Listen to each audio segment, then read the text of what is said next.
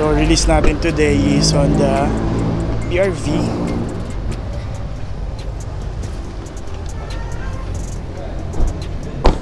Sir Jay, ano natin dito? So dito sir sa gilid, try mo dyan sir. May lever dito sa gilid, tulak mo lang. Tulak pa yan, yan. So yan, flat na flat. Up to dun sa second row natin, flat din siya. So ito, yun yung pinaka-purpose talaga ng tonneau cover para ma-flat siya. Pero kung in case na occupied dito sa third row, pwede mo siyang ibaba. Tapos check mo na lang din sir, baba muna natin. Yan. Sir, yung tools. Okay. So yan, then sarado lang natin sir. Sarado natin to.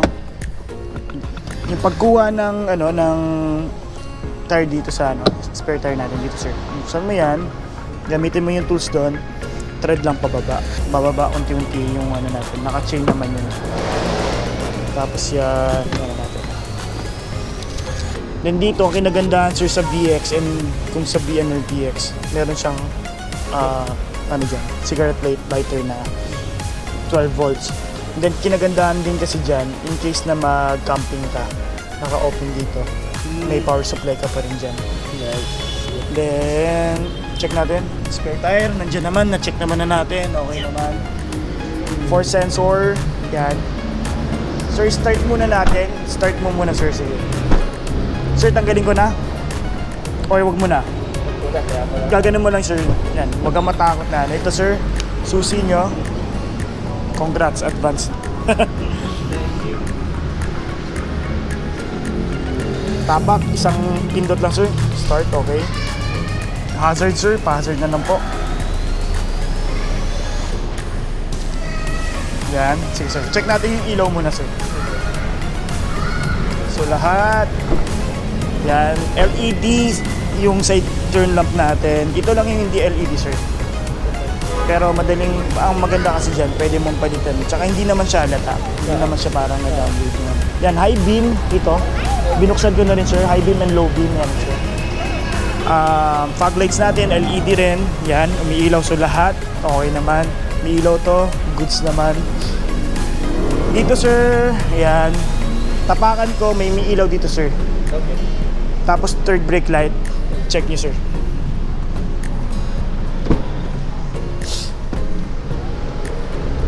May ilaw sir. Reverse light sir. Yep. Meron. So yun, even yung reverse light natin, LED na.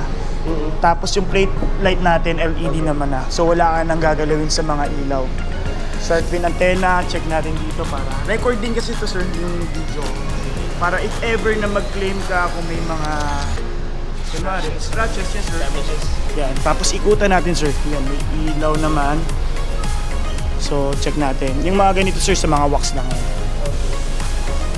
Yung mga ganito. May mga wax pa. Pero kung may parang itim or dent yan, mapapansin mo naman yan sa ilaw.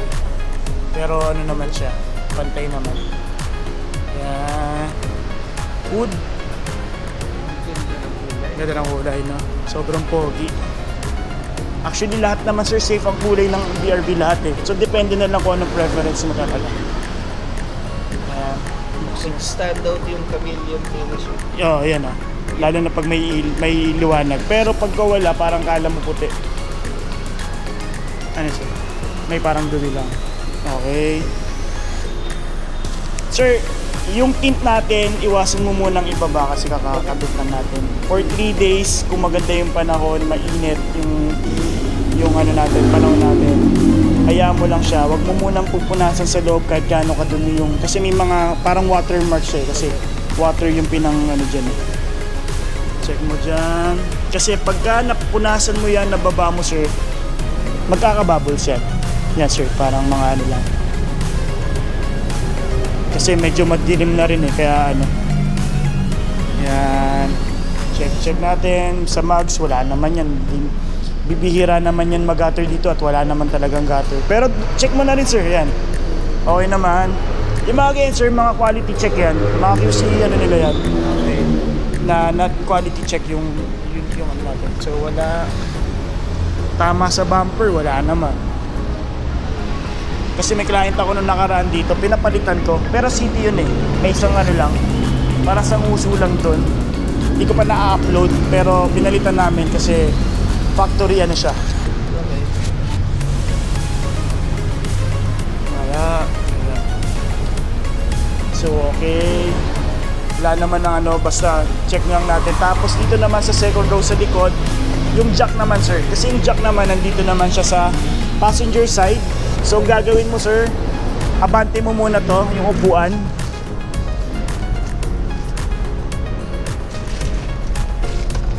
Abante yung upuan. Tapos dito sir, sa likod, bubuksan mo. Ayan. Dito sir, sa ilalim. Dito sir. Okay. So, nandyan. Okay. So, double check mo lang lagi sir. Okay. Tapos dito, yung ISOFIX. Anin ba na natin sir? Actually, hindi pa siya isofix. Hindi lang siya seatbelt. Itong ano. May seatbelt din siya. Oh, Meron din siya pang harap. Pero ano ko naman, ayun niya. Yun yung seatbelt for the sa gitna, no? yes sir. Ito, yung Yes. Yan sir, sa gitna. Pang seatbelt siya dito. Bakit ayaw nyo dito sir sa side ng ano? Pero yun, mga ano lang yun sir. Pwede rin naman. Pero ito sir, Ang ganda kasi pag gitna, makikita niya rin eh. okay. Pero ang maganda rin kasi sir, nakikita niya to. Plus, for safety kasi sir, naka Para hindi curtain siya- airbags na rin siya. Okay. Naka curtain airbags to, kaya safe na safe tong. Kumbaga yun yung binili mo talaga sa Honda Yes. City na, ay Honda BRV na VX. Kasi sa mga top of the line lang yung may mga curtain airbags. So ngayon sir, check natin loob. Dito muna ako sir sa side Sure. na to. Demo ko lang sa inyo muna. Pero malamang sa malamang, lagi mo naman pinapanood yung Oo, lagi. yung vlog natin. Pero mas magandaan. So ganito, una sa lahat, meron siyang tinatawag na remote engine start. So yun, pag nakapatay ito, yung kotse natin, gusto mo lang mapa-cool down yung cabin, kunwari nasa outdoor or nasa labas yung ano mo, medyo mainit yung loob. Kailangan mo lang lock, tapos yung circle or yung hold button, hold mo lang yun, tapos mag-start na. Pero i-check natin mamaya. Sige. Then ngayon, dito muna tayo. Ayan, buksan muna natin yung aircon. Okay. So ito, yan, mga plastic pa. So pinagandaan sa VX variant din is black yung ceiling natin. Black yung mga pillars natin. Lahat black talaga sa loob. Tapos may mga trims lang siya. Tapos plus yan, may airbags sa dyan. Dual airbags, front airbags, curtain airbags, tapos yung side curtain airbags natin dito sa gilid ng mga passenger side and yung driver side. Tapos yan sir, dito, check natin. Dito natin, meron tayong tweeter, 2. Tapos speaker, 4. Then dito sir, makikita mo yung power fold. Kung gusto mong i-fold yung ano natin. Ito sir, hindi mo siya mapo-fold using yung remote. Kasi may mga ibang brand na pag nilock mo, parang sasabay yung ano niya. Yeah. So ito, hindi siya ganun sir.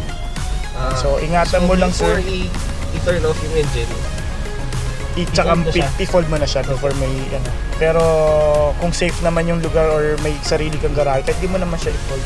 Siguro kung mga nasa labas ka lang, ganyan. And then, pwede siyang i-manual, pero ako ina-advise ko na laging gamitin na lang to. Kasi baka mamaya may mechanism na pwedeng, oh yes, pwedeng maano. Tapos to, may left and right dito sir. Left and right, yung pinakagitna is off. Left yan dyan. Pero ano natin, pero ikaw na mag-adjust mamaya sir. Yan. Okay. Pero yan, para matry lang natin kung ano, na gumagana siya. Kasi ito may switch na ano, yung center lock natin. Tapos meron tayong tinatawag na yung pagka once na tumakbo ka within 15 km/h, automatically mag-lock siya. Auto door lock po. Tapos meron dito window lock ko muna. Yan, para hindi mababa dito. Then ito, lahat sir naman, hindi na natin kailangan i-double check tong mga power window natin kasi every time na ititin kasi nila to, binababa nila. Para hanggang dito ka sa kasingit-singitan ano natin. Tapos yan, may mga ano tayo, tawag dyan. Ito yung inaano ko rin sir, kung mag-deep dish ka. Ganyan yung mangyayari din. Kasi kahit gaano kaganda yung deep dish mo, may chances talagang ganyan. Pag tumapa ka, unlike yung sinasabi ko sa yung 3M, talagang malalaglag lang yung ano. Pero maganda rin naman talaga. Dapat lang laging malinis. Tapos dito sir, pag open mo ng fuel mo, yan dyan. Tapos dito sir, makikita mo, yung parang fuel sign niya, yan. So, Ibig sabihin nakabukas. ano sir, ito may arrow siya dito sa kaliwa. Okay. So, ibig sabihin, ang pinaka-tank mo, yung pinaka-door ng ano mo dito sa left side. Yun. And then, dito sir, meron tayong vehicle stability assist. On-off, yan yung pagka nag-understeering ka or oversteering ka, mag-anti-skid siya. Pwede mong i-on or off. Then dito, pwede kang tawag dito, tilt. Kung gusto mong ikaw na bahala mag-adjust. Even dito, pwede kang mag-adjust ng height. Kung gusto niyo ma'am. Yan. Tapos dito, hindi lang siya telescopic kasi unlike sa ibang brand na ibang naangat niya. Kasi iba yung position ng seating position nitong BRV. Kaya hindi niya na kailangan yung atras abante or yung telescopic. Tapos dito sir, yan, yung paddle shifter, alam mo naman na yan. Pwede ka mag-manual transmission anytime naka-drive ka or naka-sport mode ka sir. Yan, naka-plastic pa lahat, plastic lahat. Ito sir, may plastic pa rin to dito. Ito natanggal. Kasi tinanggal namin yung kanina may plastic siya. Kasi pag in-sprayan kasi sir, nag-i-stay yung tubig dito, tinatanggal na nila. Then dito sir, meron tayong automatic headlight. Tama naman yung sinasabi mo kanina about sa Honda Sensing natin. Since may Honda Sensing tayo, yun nga, pag napunta ka sa tunnel, kahit naka-off yung headlight mo, automatic siya mag-switch. Pero kung gusto mong manually, hindi na siya yung on-off yung ganun sir sa auto headlight mo. Pwede mong i-off mo lang yun. Ito lang, babalik mo lang. Pero babalik pa rin siya sa auto. Yes sir. Pero every time sir na nag-start ka, automatic yan. Yung by default niya, auto headlight siya. Ganun lang sir. Tapos dito sir yung yung fog lights natin, yan, left and right na signal lights natin. Tapos meron tayo ditong button sir, yung tinatawag na watch lane. Yan yung watch lane dito po. Okay. So pag pinindot mo yan, ang kinagandahan kasi niyan, once na kunwari kasi blind spot mo yan hindi mo makikita yung babang yan. Medyo limited. Unlike dito kasi na-adjust mo lang, nakikita mo i-adjust mo lang yung pagtingin mo. Dito sir, every time na mag-right turn ka, right signal ka, or pipindutin mo to, lalabas to. Yes sir. Then, dito sir naman is yung sa naman natin, wipers natin. Very, yan lang naman yun. Tapos sa Honda Sensing din natin, meron tayong tinatawag na auto high beam and low beam. Yun naman sir, kunwari pag may kasalubong ka naka-high beam, mag-high beam siya. Tapos pag nag-low beam yung kasalubong mo, maglo-low beam din siya. Tapos dito sir, yung audio controls natin, Bluetooth hands-free. So source, kung gusto mong mag-Bluetooth, gusto mong ayun sir, lahat. Radio, nandyan po. Kanya natin sir. Facebook nito eh. Ayan. Seryoso, feeling talaga pamalakasan mga kabarangay. Sir, kinagandahan dito para ito sir, medyo yung sensitivity nung dahil may tayo, medyo pa siya. Tapos dito sir, ito yung natin, yung tinatawag na wait lang sir. Check natin yan. Yung sa support natin, system, safety support system natin, yan sir, dito up and down lang kung magbaba ka yan, ito safety support system. Kung gusto mo lang i-on, ito lang ay yung na-on off na parang features ng Honda Sensing. Okay. Wait lang. Ayan, ito. Ali yung napindot dyan. Meron tayong road departure mitigation system, yan yung kinokoreka niya sa So, kung saan siyang nag-share, hindi, gumagala yung manibela sir. Kumbaga, i-maintain ka niya dito sa gitna, babalik ka niya dito sa pinaka-middle ng lane. So, sinusundan niya lang naman yung linya. So, may mga hindi siya accurate kung hindi, kasi sa Pilipinas, di ba? Minsan magulo yung linya or walang lines. Pero ito sir, kung hindi ka sanay kasi lumalaban to pwede mo siyang i-off kung hindi ka sanay. Pero pwede ka naman mag-change ng lane. Magdi-disengage yan once na nag-signal light ka kung saan mo gustong pumunta. Kasi ngayon, kung hindi niya kasi alam, kunwari, kung liliko ka, kung inaantok ka lang ba or something. Pero once na kasi, ang totoong way naman talaga sa pagliko, kailangan mo mag-signal light di ba? Pero yan, ikaw bahala sir kung i-on or off mo. Pero ito, kinagandaan itong yung collision mitigation braking system. Ito kasi sir, pepreno siya mag-isa. In case na sabihin na natin na wala ka sa focus mag-drive or hindi mo na-anticipate nag-brake yung nasa harapan mo, siya mismo magpepreno mag-isa kahit hindi ka naka-brake dito. So, ang kinagandahan din dito sir, kung nagda-drive ka, may lumalabas itong brake. Okay. Pag hindi safe distance yung ano mo, yung distansya mo dun sa ano. Kasi nung nag-try ako nito sa Honda Sensing, may lumalabas. Kasi yung mga dati, parang wala, hindi ko napapansin yung ganun eh. And then, meron tayong tinatawag na adaptive cruise control. Yung adaptive cruise control sir, dati may mga cruise control na hindi siya nagpe-preno mag-isa. Okay.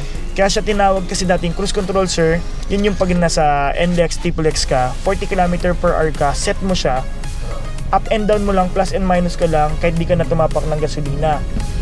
Pero ang difference siya from adaptive cruise control. Ang adaptive cruise control ka sir, ina-adapt yun na sa harapan mo, yung speed nun. So kung magpreno siya, automatically magpe-preno din tong sasakyan. Then, pagka nag-go ulit, tumakbo ulit, or nag-move yung nasa harapan mo, mag-move din siya. Kung ano yung pinaka-sinet top mo na highest speed, kunyari kung gusto mong 100, i-maintain yung 100 km per hour, i-maintain niya lang yan. Okay. Pepreno siya, tapos 100 km per hour ulit. Okay. Pero yung Honda Sensing sir, ina-advise ko, hindi siya, kasi yung iba parang ang thinking nila is autopilot. Hindi siya autopilot, additional safety feature siya. Na in case na hindi ka aware, hindi ka kumbaga, yung attention mo sa pagdadrive, mawala, ma-out of focus ka, nandiyan yung Honda Sensing. And then, ayun sir, dito sir, pagka nag-ano ka, meron itong linya na to. Okay.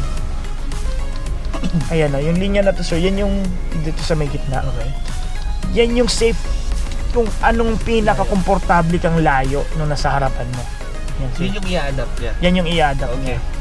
So ngayon tong adaptive cruise control, kung gusto mong laging naka-activate siya. Okay. So kung sa ngayon, kailangan mo muna pag-aralan kasi minsan kahit alam mo yung feature na yan, parang minsan may trust issue kay, baka mamaya pati preno mo mapapapreno kay. So ako advice ko sir, i-try mo siya sa open talaga, highway talaga, para maano mo. Then pero ano naman siya, safe naman siya. Ang kinagandaan din sir ng Honda Sensing, yung tawag dito, yung collision mitigation system, kasi hindi lang siya pang kotse, pwede siya pang motor, pwede siya pang pedestrian. So any objects na basta ma-detect niya na palapit ka, magpe-preno siya. Pero hindi naman sobrang accurate in a sense na pag biglang kinat ka na. Yes sir. Oo, lalo na kung may minsan 'di ba may mga hindi safe distance na biglang magka-cut sa iyo. Minsan hindi siya parang tao, hindi ka kaagad makaka-react ka agad sir, yes. Then plus meron din siyang mga instances na talagang hindi siya accurate, like yun, hindi tama yung linya, medyo umuulan, madilim sa kalsada, sobrang dilim, na talagang zero visibility, ma-fog, mausok. So yun, magkakaroon ng magkakaroon talaga na hindi talaga siya magiging accurate. Pero kung dito. yes sir, yung kunwari sir, may di ba, napupunta tayo sa norte. Minsan kasi may nagsusunog doon ng mga ng damo-damo sir, di ba, para magtatanim sila or palay. So yung mata nga natin minsan parang syempre malabo, di ba? Ganun din sa Honda Sensing. Even pag umuulan ng pag heavy rain, ganun din siya. Okay. Kumbaga hindi siya accurate pag ganun. Pag mga clear talaga sir, yun, talaga natin siya, maaasahan natin siya. Then yun sir, leather lahat. Yan, leather po lahat. And then ang maganda lang din dito sir, wag mo siyang basta-basta pupunasan ng kung ano. Kasi may mga clients na nagpupunas ng mga alcohol, nagkakaroon siya ng parang chemical reaction, nagbabakbak kahit anong leather. Kasi ito sir, genuine leather siya, hindi siya leatherette. Mahal tong leather na to. Kaya pagpansinin mo, from S variant to V variant, ang laki ng tinalon. Pero ito talagang reason nun eh. Mahal kasi talaga yung leather So na yan. anong advisable na pampunas dito if ever Kahit anong pang leather talaga. Okay. Na parang ang tawag nila doon, Leather spray. conditioner, para mga ganun, di ba? Ayan, baka nakalock, hindi naman. Naka-chunlock yata. Hindi sir, baka hindi niya lang nahatak ng mabuti. Tapos glove box sir, pag binuksan mo, nandyan yung mga manual natin. Alright. Ayan. Tapos dito sir, pag-connect mo yung sa cellphone mo dyan sir, yung sa Apple CarPlay mo, mag-initiate naman siya agad kung mag-Apple CarPlay ka. Lalabas dito. Tapos may video din na ako dun sir na may trinay kaming pero pag may tanong ka sir, sabihan mo ako kasi baka di yata. Pero madali lang yun sir, pag sinaksak mo, maglalabas dyan kung for Android Auto or Apple CarPlay. Ayos, yes. So ngayon, kung ayaw mo naman, wala kang cable, tapos gusto mo lang mag-Spotify, ito lang sir, Bluetooth mo lang siya, diretso mo lang siya ganyan. Wireless pa rin naman dyan. Dito lang naman kasi sir, more on sounds yan. Sounds and yung pagsagot ng phone. Okay. So ganyan lang yung ano niya. Tapos check natin lahat. Ayan. Ilaw. Doon sir siguro nakapatay lang. Dito sa likod yung fan. Try mo sir. Ito sir may sariling ano yan. May sariling evaporator to. Kaya tinan mo malamig agad. Iba yung lamig. Pero iba yung lamig niya dito. Yes. Yun lang yung difference niya. Pero dito ang lamig na eh. Dito malamig na to. Tapos ngayon dito sir, ito yung adjustment ng fan natin. Front dito sa unahan. Tapos yung rear defogger natin, huwag mo lang laging i-on sir, lalo na pag tanghaling tapat kasi nakakabasag yung ano doon. Okay. Yung mode sir, kung gusto mo dito, sa unahan, sa ilalim, or dito sa unahan. Okay. AC sir, yan yung on-off pag nasa Baguio kayo, pag nagbabagyo. On-off lang yan. Tapos, kasi syempre malamig naman doon, di mo naman kailangan mag-aircon. Yan, mamamatay yung ano siya. Cool Max sir, Max Cool sir, ito yung pagka kunwari, kailangan nyo nang umalis. Hindi mo na, wala ka ng time para ipa-cool down yung loob ng. Kasi ito sir, medyo, ang downside naman kasi ng leather, pag nabilad siya sa araw, mahirap siyang palamigin. So, ma-max cool mo lang sir.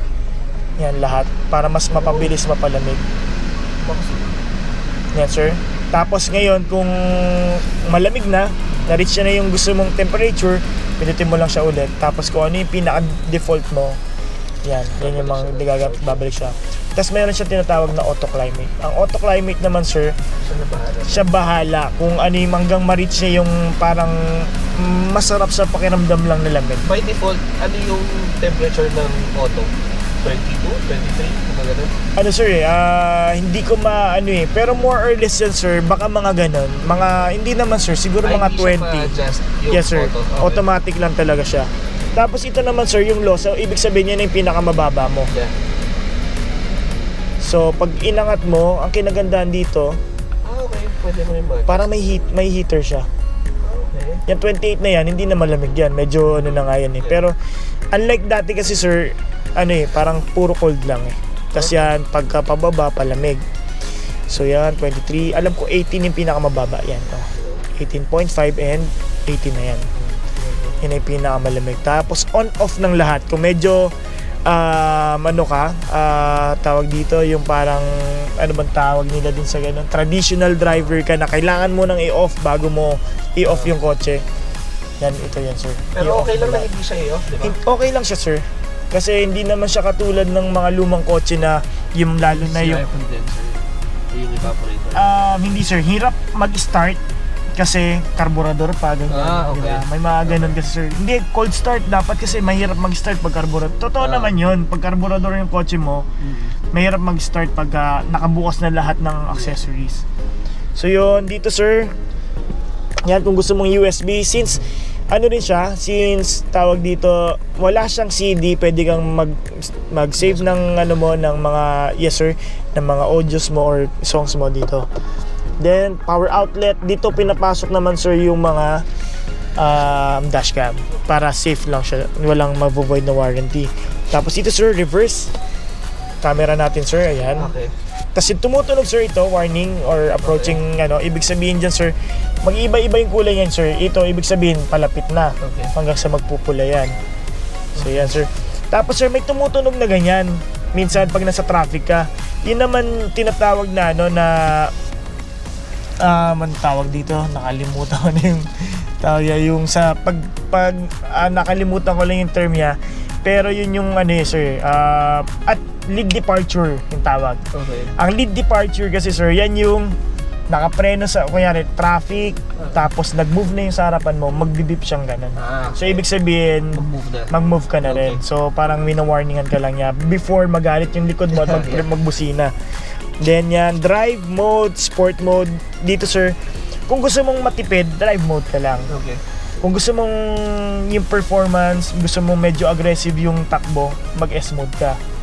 Ngayon, anytime pwede ka mag-paddle shifter, whether naka-drive mode ka or Ngayon, mapapansin mo dito sa dalawa sir, pagka S mode, mas more on high rev lagi. Naka-high rev lang siya. Parang lagi siya naka-engage Gigil. yung power. Gigil lang lagi.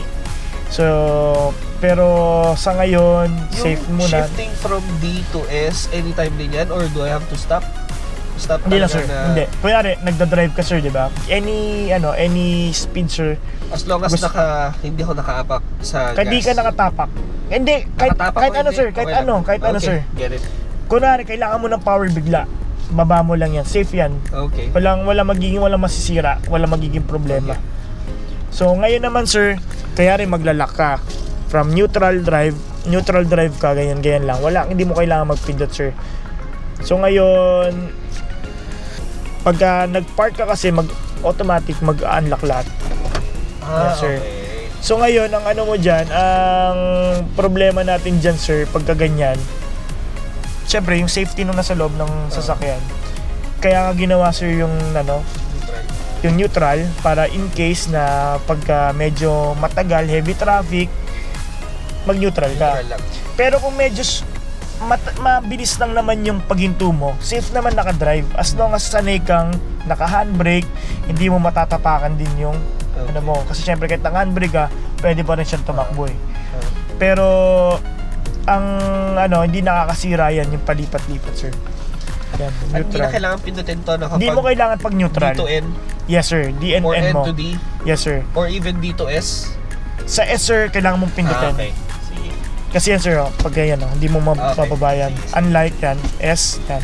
Tapos sir, ito sa paddle shifter mo, pag nag-paddle shifter ka, dito lalabas yun. Kaya yan, M1, ibig sabihin manual, first gear or first Okay. position. Hanggang 7 position yan. Okay. Ayan. Tapos sa likod, dito meron kayong charger dito sa likod. Sa may baba. Okay. Pero ano din siya, cigarette lighter, din po siya. Pinaka-outlet natin. Uy, may pabango na ulit. Agad.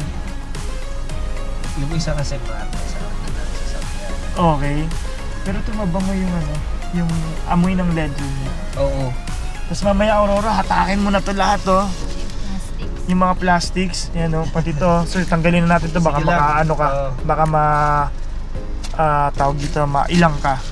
Check natin sir yung yung engine. Okay. Oo. Sige ma'am.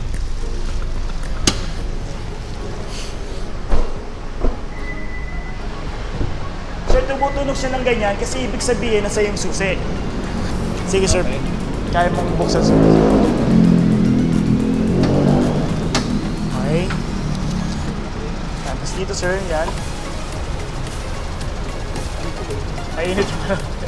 Yes sir. So, ang engine natin sir, 121 horsepower.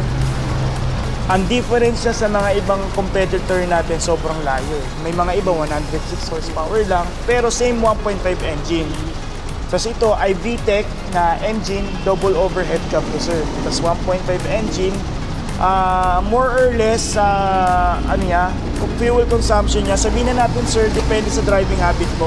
Kaya niya mag-range ng 15 km per liter. So, depende sa iyo kung medyo walwal mode ka mag-drive, pwedeng bumaba pa yon. Pero meron sir halo, kumbaga tinest ni Honda, mixed driving, city driving and yung highway, umaabot siya ng 22 km per liter. Then dito sir, ang gagalawin mo lang sa ngayon, i-double check mo lang lagi ito.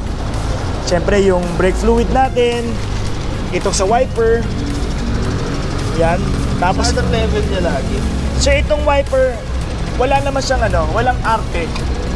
Kahit punuin mo siya. Okay. Ngayon ito yung itong coolant, yan yung kailangan may level siya.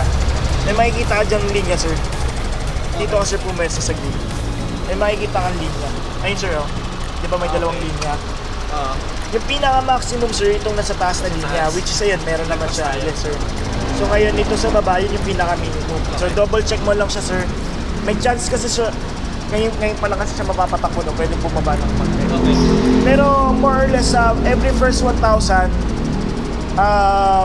magsasabi naman magsasabi yung SA na, sir, kailangan po nating refillan.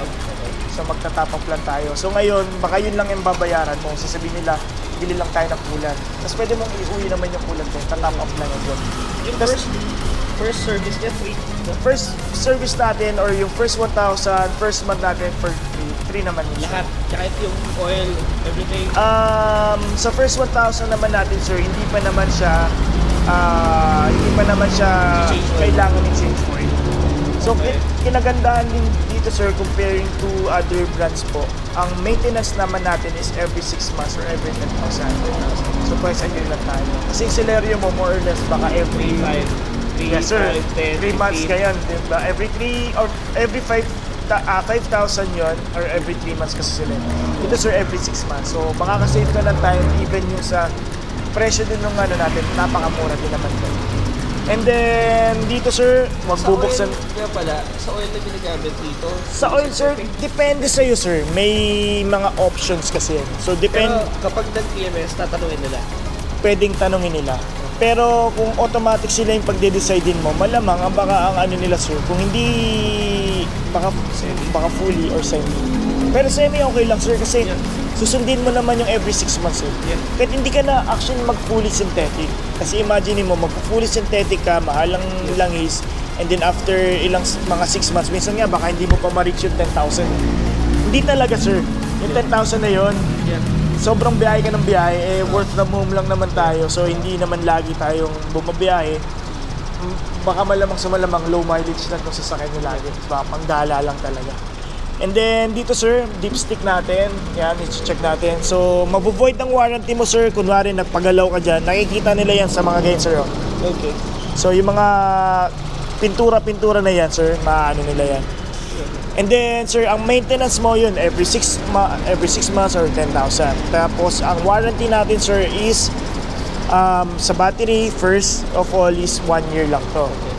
Then, ako, sir, ina-advise ko lagi sa client ko kasi na-experience ko rin naman yung mag-brand new ng ganito. Wala pang 1 year minsan, bibigay na. Yeah. Yes, sir. Pwede ka na magpalit nun. Para less hassle na lang. Kasi pero kung gusto mo naman talagang sagarin yung warranty, pwede kang magpapalit. Pero ano na yan, sir, kunwari 8 months bumigay na siya, kuha ka ng warranty, basta hanggang 12 months putol na yung ano mo doon, warranty mo, so hindi magre-renew ng another 1 year yun. Ibig sabihin ng warranty Papalitan nila, sir, ng bago, ng iba. Okay. Pero Hindi branded. Ganito rin, sir, kasi ngayon kahit CRB yan, sir, hybrid natin, may sariling ibang baterya yan. Battery? Wala, sir, basta maintenance free siya. Okay. Hindi lang siya talaga, hindi lang siya branded.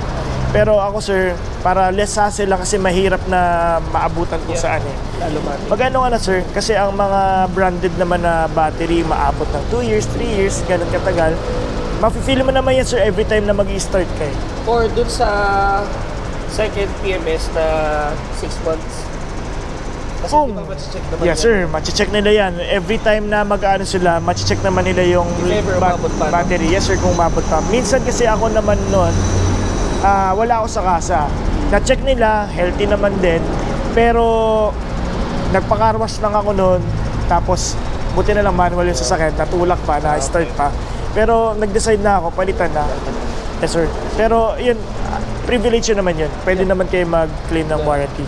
Then sa mismong kotse, sir, hindi buong kotse, sir. May mga like consumables, like yung mga ano natin, mga tawag dito, lubricants natin, hindi siya kasama sa warranty, spark plugs, ilaw. Yung gulong natin may sariling warranty yan. Pwede kang mag-claim kung may mga ano sila, talagang factory defects sila. Pero hindi ko alam yung exact na na 1 year? kasi wala naman, sir, talaga wala naman talagang nagki-claim. Pero may, kung sakali lang na may parang factory defect yan, iimbestiga nila yan para palitan yung panibago mong paano. Pero hiwalay yan. Pero yung pinaka generally yung warranty natin is every 3 years siya, yung duration niya, 3 years or 100 kilometers, whichever comes first. Pero hindi mo naman ma-reach nga yung 100,000. So 3 years lang yan. So sa 3 years natin, sir, kailangan mong sundin yung PMS mo. Okay. Kasi kung hindi mo susundin yung PMS mo na every 6 months, mabuvoid ang warranty. Okay. So yun yung ngayon alagaan mo muna siya, sir. Pero sa ngayon, yung mga like kunwari, may mga may mga may mga claims, may mga recall, sasabihan naman. Pero sa BRV, wala naman siyang ganong mga recalls. Pinaka matagal na namin, way back 2013, yung mga luma naming recall, yung mga airbags yun. Kumbaga may, ano lang sila eh, parang yung sa, ano lang, parang may standard lang sila na dapat temperature ng pag-inflate. So yun, na-release na natin yung Honda BRV VX natin. So sa client ko, kay Ma'am Jo and kay Sir Jay and kay Aurora, thank you and super laking blessings yun sa akin and sana i-bless pa kayo more ni God. So ang client natin kumuha ng BRV VX 2023 model. So mga interested sa BRV na 2024, ang S variant pa lang ang meron tayo. So ano kayo, inquire kayo, may mga mabababa pa tayo mga promo. Then, meron pa tayong mga clients na release, sila Sir Lester, sila Sir Pepito, sila Sir Apuan. So, hintayin nyo. So, month end ngayon, medyo ginabigan kasi para on the spot yung client natin na to. And then, kung interested kayo, iwan ko yung number ko dito and yung Facebook ko, kontakin nyo ako.